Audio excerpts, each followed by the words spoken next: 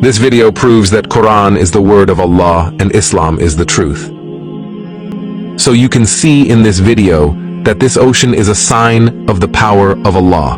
Before continuing the video, I request you to share this video with everyone so that they also know that the Quran is the truth and the word of Allah.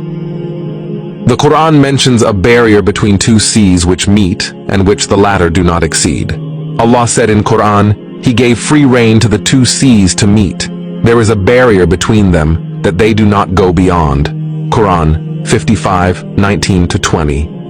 And it is also mentioned in the Quran that Allah mixed the sea with salt and fresh water. But they do not mix because by the command of Allah there is a barrier between them. There is a wall that makes them appear mixed.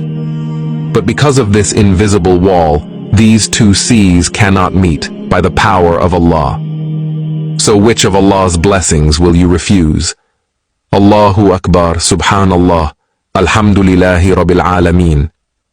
Say, Allahu Akbar in the comments and share this video with everyone to get rewards.